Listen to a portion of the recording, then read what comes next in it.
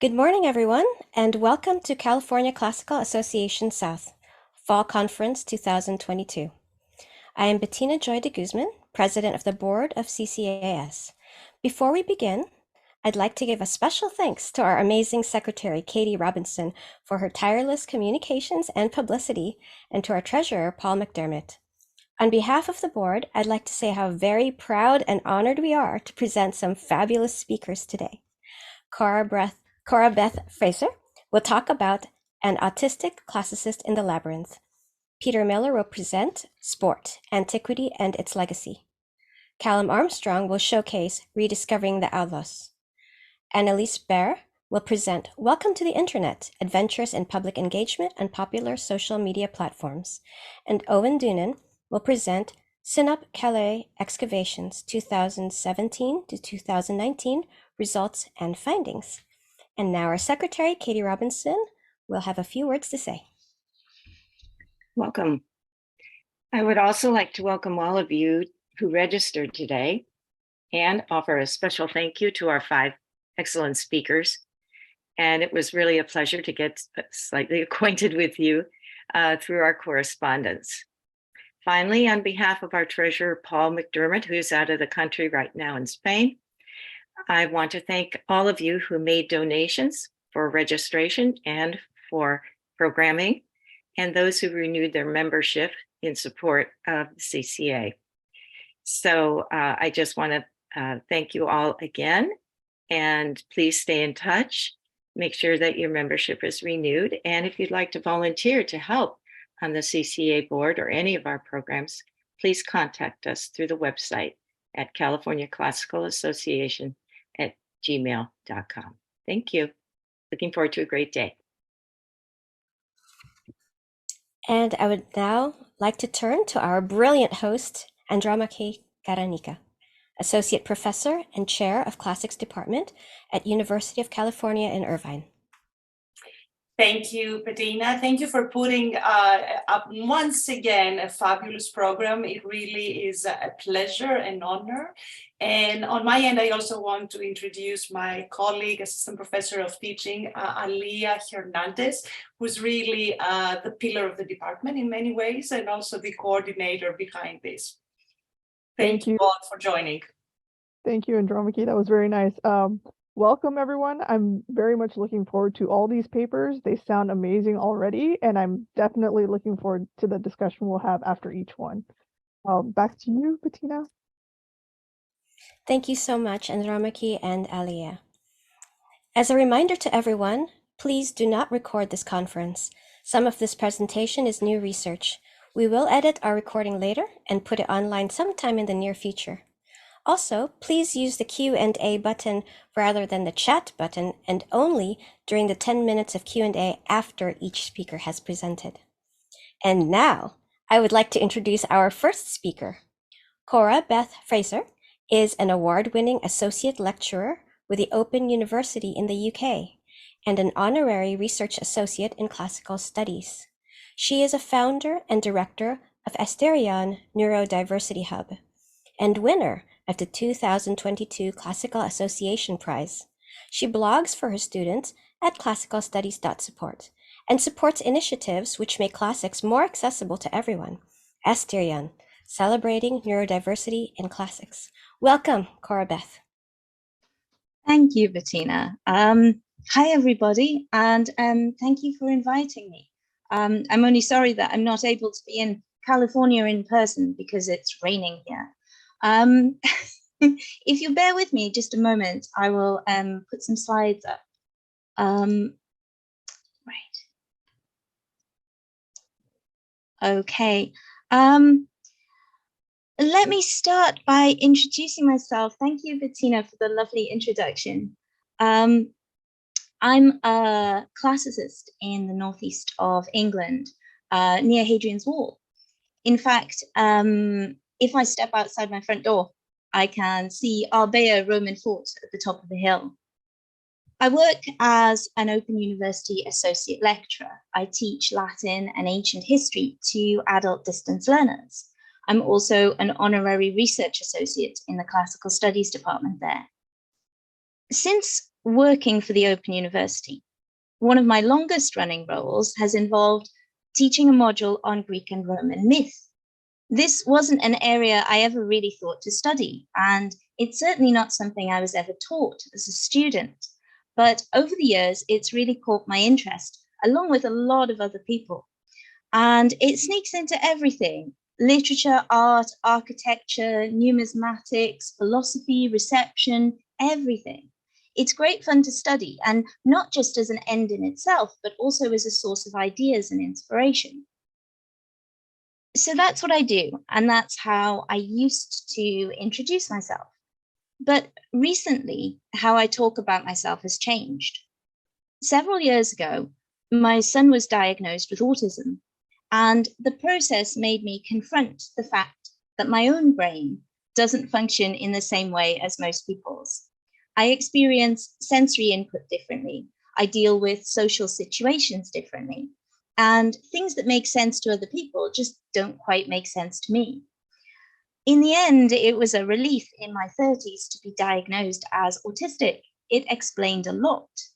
It also helped me to find a community of people who have been through the same experiences that I had, and a surprising number were working in classics.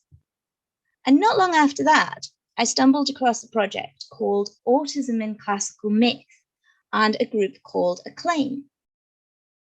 This project, led by Professor Susan Deasy in the UK, has been going on for a while. Essentially, it's about using classical myth in various ways in working with autistic children. Susan's work centers on a very specific visual image of the choice of Heracles, encouraging children to see themselves in the image and imagine the scenario unfolding in different ways. Her partners in Israel use a range of different hero stories, including stories about Heracles, Perseus, and Theseus, to talk through difficult issues about control, fear, and responding to challenging situations. I was intrigued by the work that they were doing. It seemed very positive to me and a brilliant way of putting classics to use in the real world. At the same time as all of this, I was also trying to read more non-classical novels. And one of the books I was reading, it got stuck in my head and wouldn't shift. Maybe you've come across it. It's a novel called Piranesi by Susanna Clarke. If not, you might enjoy it. It's a sort of fantasy novel about a man called Piranesi for most of the book, who finds himself almost alone in a world of intersecting hallways, which are sometimes underwater and are peopled with statues. And he has no memory of who he is or where he came from. The extraordinary thing about the novel for me is the character of Piranesi himself. He charges happily around his crazy world, taking notes and making tide charts, talking to the birds and praising the beauty of particular statues. He's alone, but rarely lonely. He's not even particularly bothered about the fact that he doesn't quite know who he is, or what his real name is, or where he comes from, or what's going on. He's just quietly pottering around. This struck me immediately because it was a reflection of me, and also of my son, who is very different from me, but would also probably act just like Piranesi if you dropped him into a mysterious empty world. There would be notes and charts and favorite statues, and we'd probably be quite happy on our own. The character of Piranesi is based on a short story by an Argentinian writer, Borges, and it comes from the short story, The House of Asterion. Asterion, in case you haven't come across the name before, is the Minotaur from the story of Theseus and the Minotaur. And in this story, the house is actually the Labyrinth. It's only a very short story. It's only 3 pages long.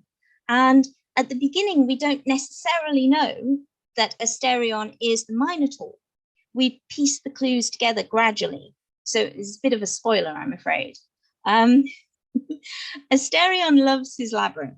He gallops around its hallways and he potters happily around like Susanna Clarke's Piranesi. He's the hero of his own story, the master of his labyrinth. We see the world through his eyes, and we're encouraged, like him, to take pride in the weird facts like his house has no furniture, or he's recognized instantly when he steps out of the house.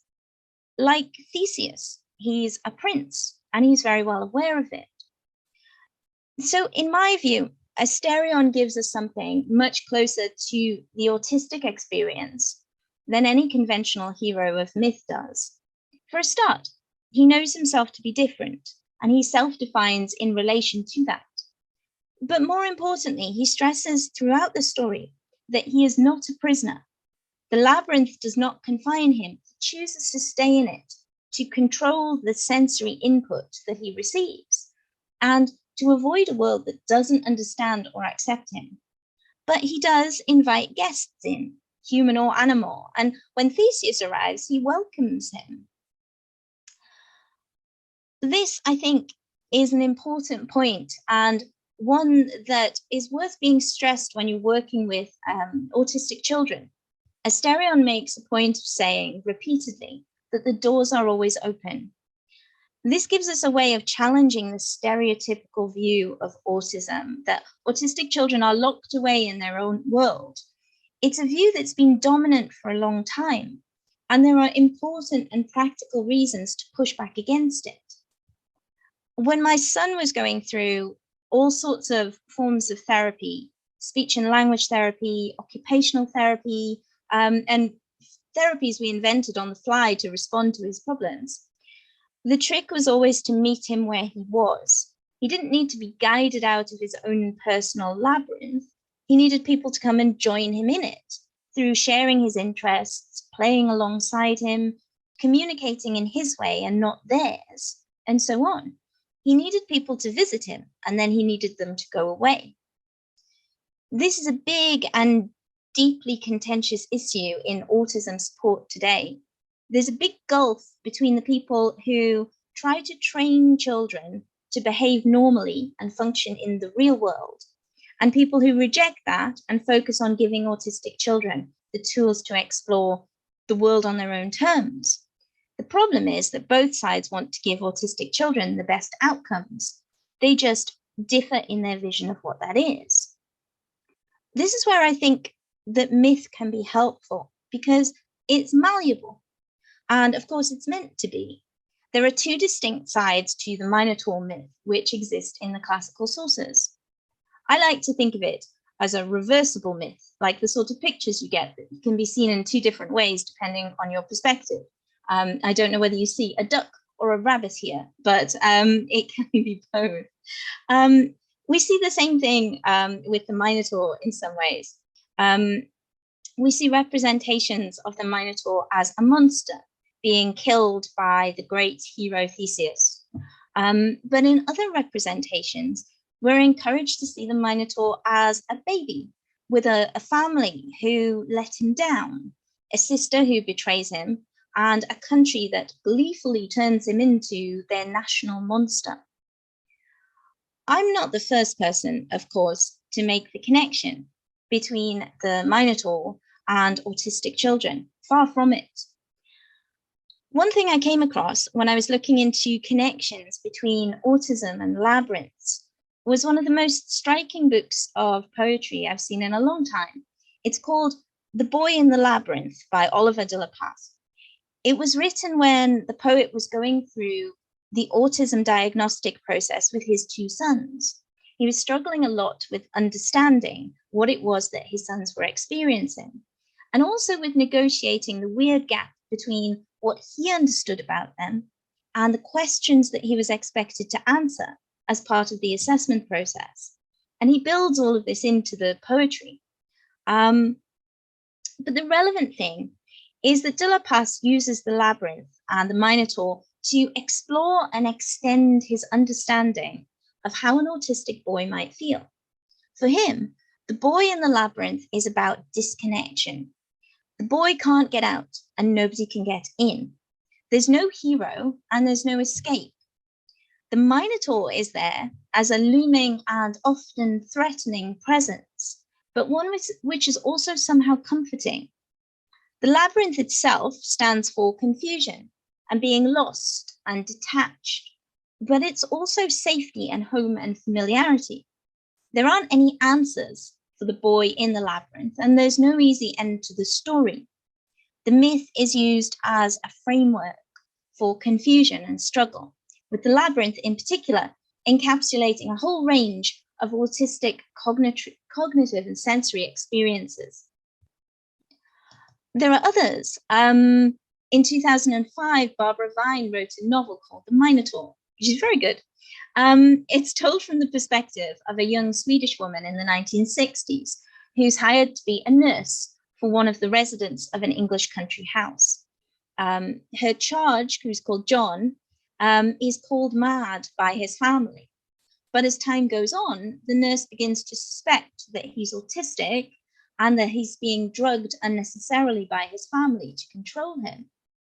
John, when he's given agency, simply wants to retire to what the family call his labyrinth, which is a twisting series of book-lined passageways, which have been constructed in the library, and where he works on complex equations and shuts out the world.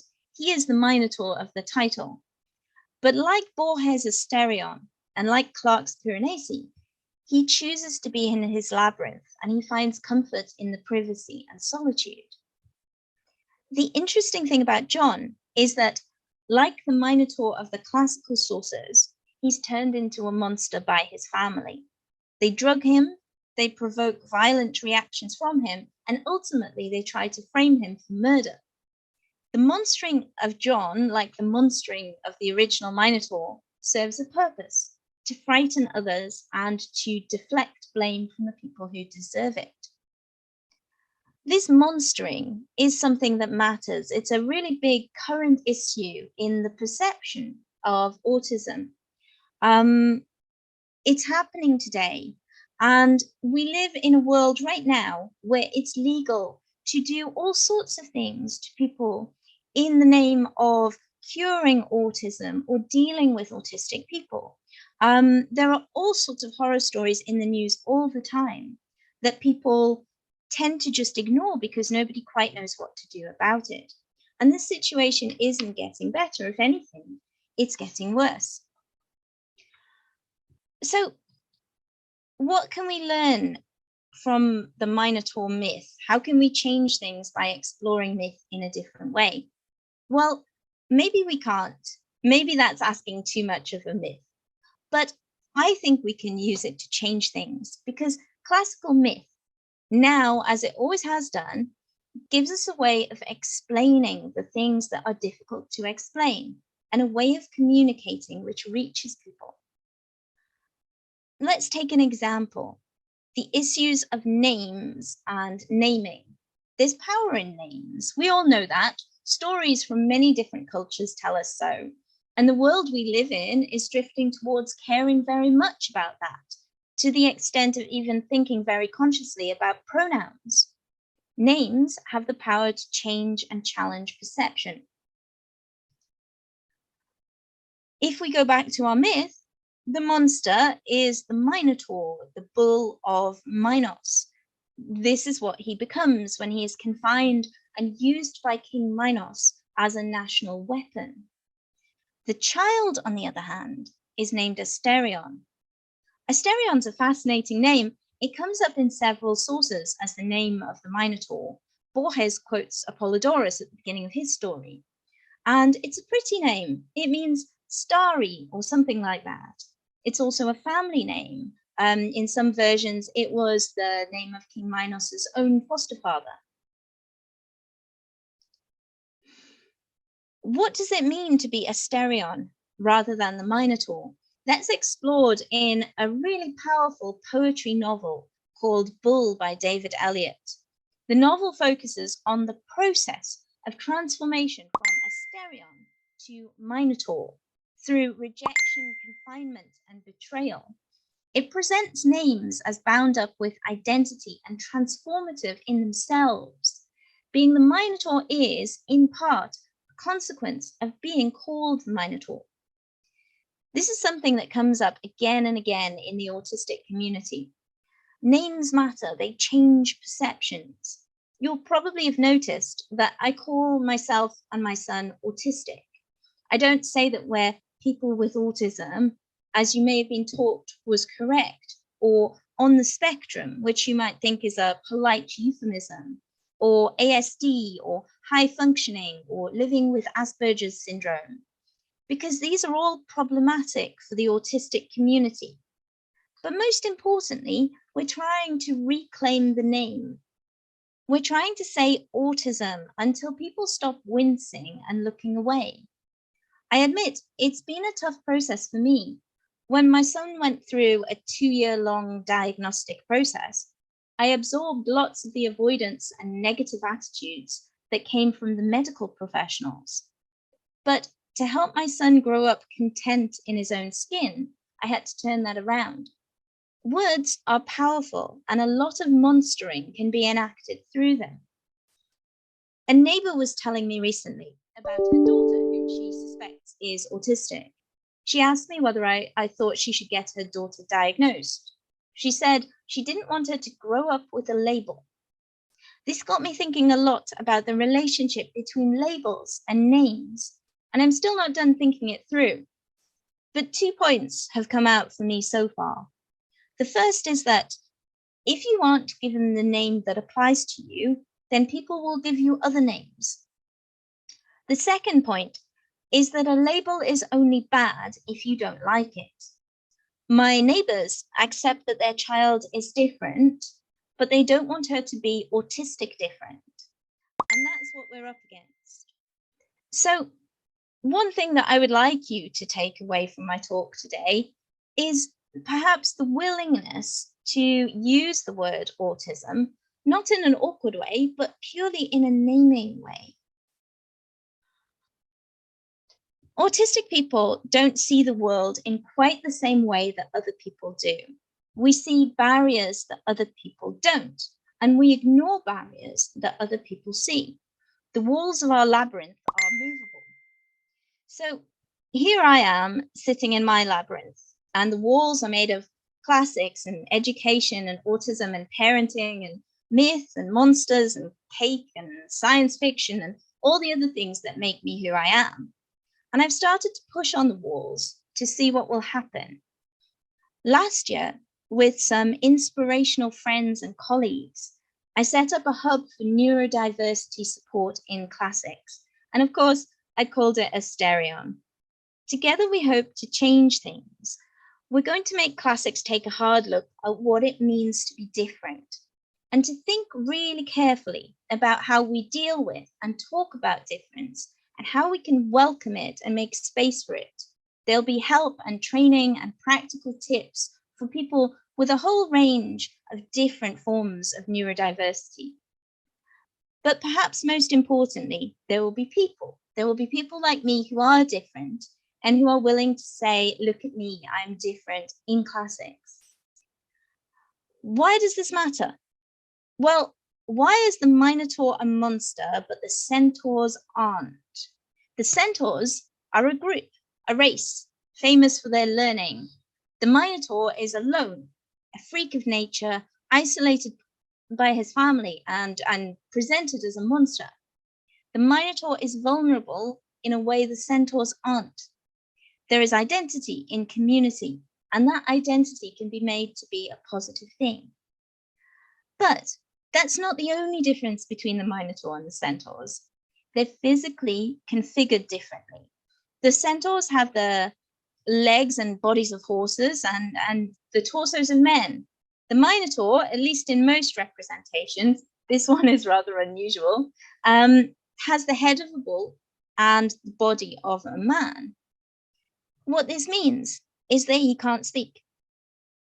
Not speaking is a really important thing here in the context of how we respond to difference.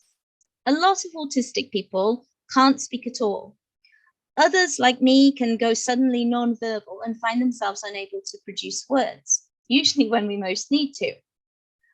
We're not trying through Asterion to give non-speaking autistic people a voice. They have a voice.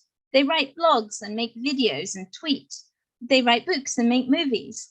They don't need us to fix anything for them. They're out there doing it for themselves. But what I would like to do is challenge the importance of speaking. In our world of classics and academia more widely, speaking is still seen as essential. Here I am speaking to you, and if I wasn't, you might not find out about any of this. People get on in this world through networking, by going to conferences, by hosting events, by being a good speaker.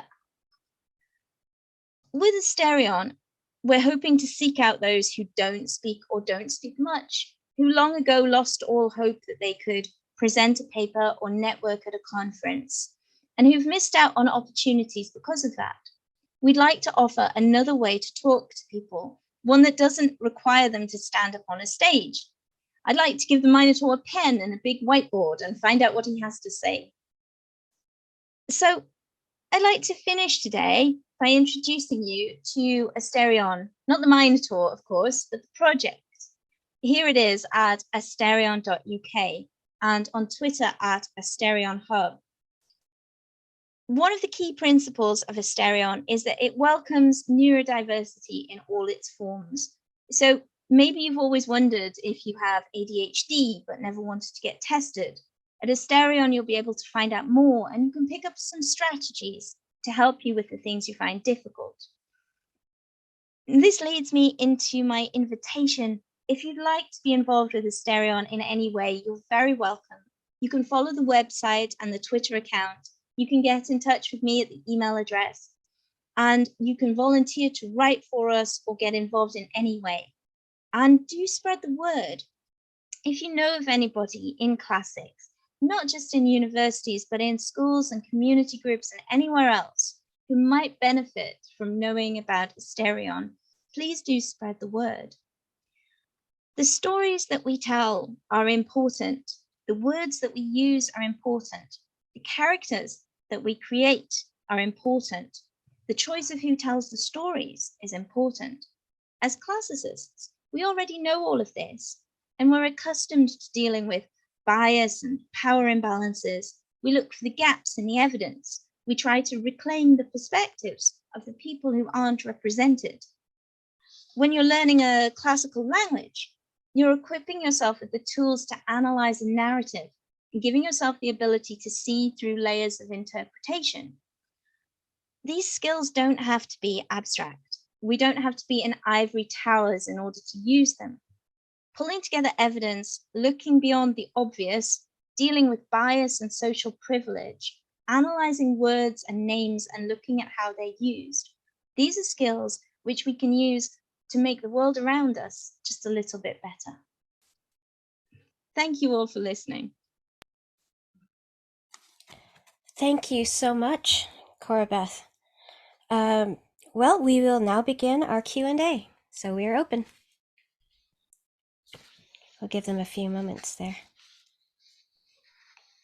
Well, I definitely hope that your invitation will bring in some strong supporters.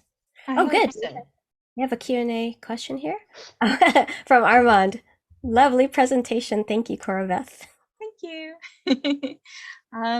Yeah, I hope we will get people involved. We've had some wonderful people getting in touch over the last year. I've met some extraordinary people.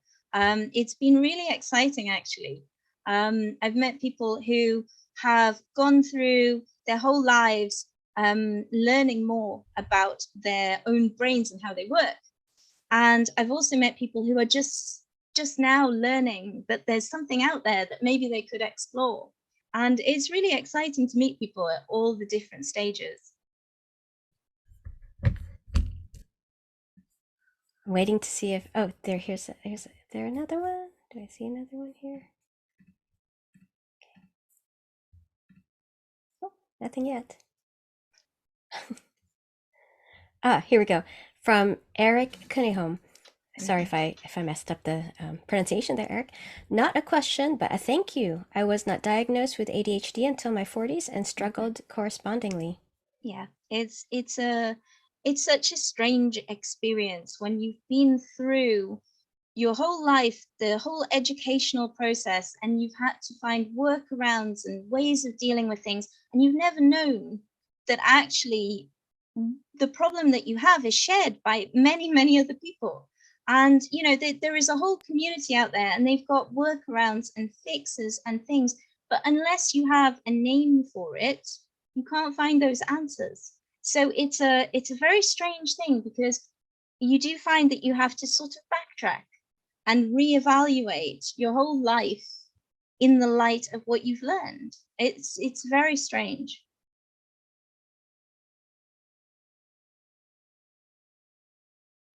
I actually have my own question. Now, am I to understand that you were just recently diagnosed yourself? Is that right? Yeah, just a couple of years ago. It never really occurred to me until my son was diagnosed, and the doctors kept identifying problems that he had. And I was thinking, doesn't everybody have that? I do.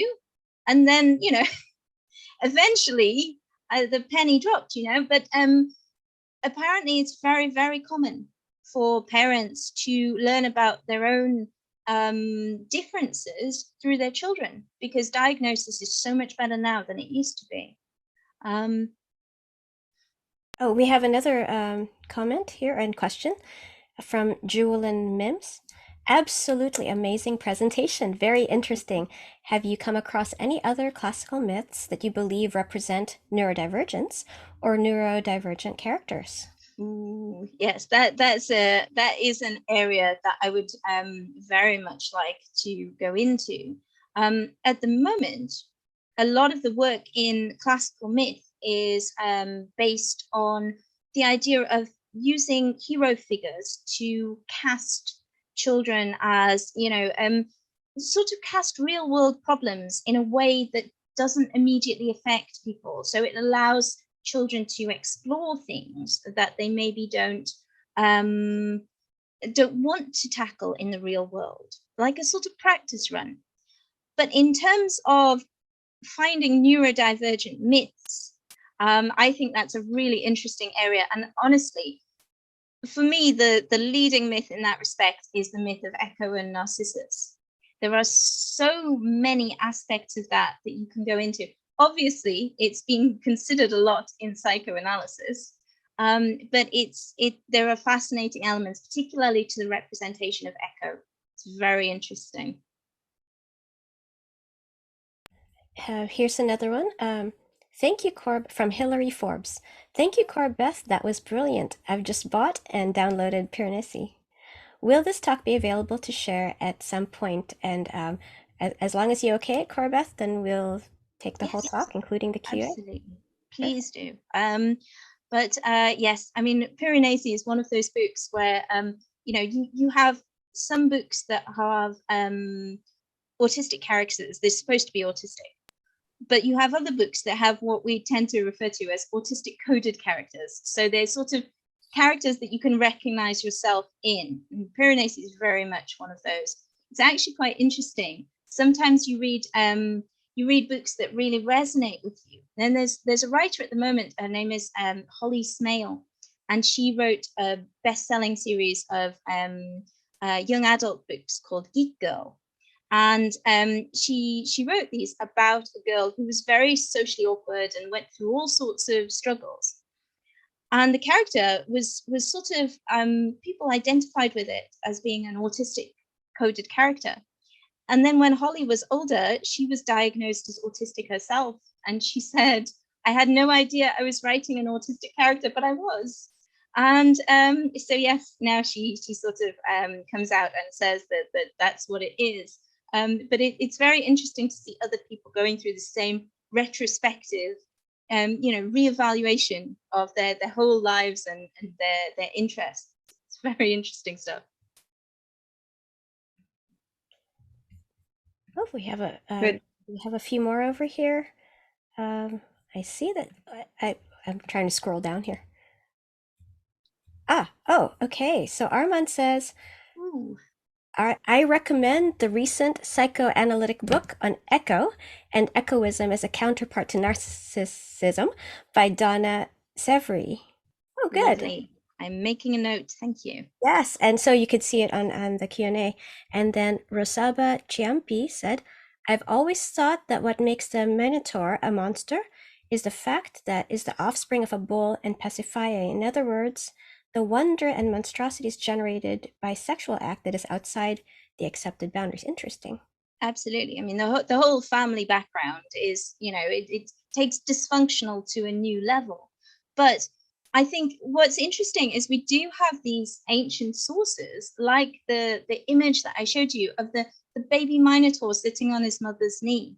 We have images that suggest that there was a perception that actually, while the Minotaur was a disturbing development in human, there was something cute about it. There was actually something endearing about the Minotaur. And so there seems to have been a range of different perceptions and different ways of representing the myth, not just as something that was horrific. But yes, all the different possibilities exist within the ancient sources. There's such a range, which is why myth is so interesting. Well, thank you so much for that truly powerful presentation, Cora Beth. Thank you for having me. Really much appreciated. So let's we'll have to end the Q&A for now and say thank you so much. Thank And you, everyone. we will take, let's say, a 3-minute break and be back at 10:12 for Peter J. Miller's talk. See everybody in 3 minutes.